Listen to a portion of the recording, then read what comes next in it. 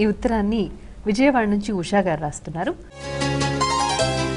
ఉగాది రోజున ఏ దైవాన్ని ప్రధానంగా ఆరాధించాలి తెలియచేయండి అని అడుగుతున్నారు. ఇంక ఎవ్వరినీ ఆరాధించాల్సిన అవసరం లేదని అమ్మవారు వసంత నవరాత్రాల యొక్క మొట్టమొదటి రోజున అక్కడ కూర్చుంది పీఠం వేసుకుని. వసంతకాలం అనగానే చైత్రం వైశాఖం, చైత్రం అనగానే శుద్ధపక్షం, శుద్ధపక్షం అనగానే పాడ్యమి, పాడ్యం అనగానే ఉగాది.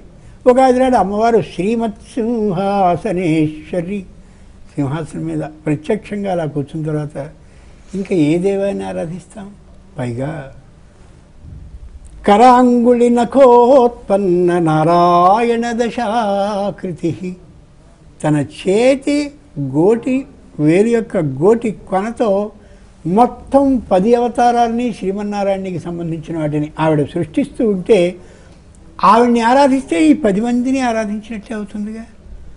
ఏ విధంగానూ మరొక దైవాన్ని ఆరాధించాల్సిన అవసరం లేదు.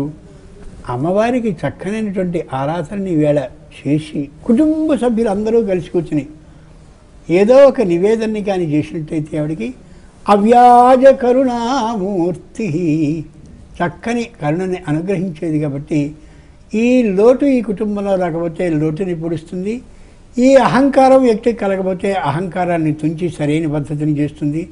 ఎవరికి ఏ శుభాన్ని ఎవరికి ఏ సుఖాన్ని కలగచేయాలో పై సంవత్సరం వరకు తను కనుసన్నలలో ఆ ఇంటిని మార్గదర్శకురాలుగా ఉండి నడిపిస్తూ ఉంటుంది. అమ్మగా ఈవేళ లక్ష్మీ పూజని చేయాలి అక్కర్లేదు. ఎందుకని? రాజ్యలక్ష్మీ కోశనాథ చతురంగ బలేశ్వరి అమ్మవారి లక్ష్మీ స్వరూపం. పిల్లలకి చదువు రావాలండి, సరస్వతి శాస్త్రమయీ సరస్వతీదేవి స్వరూపం ఆవిడే.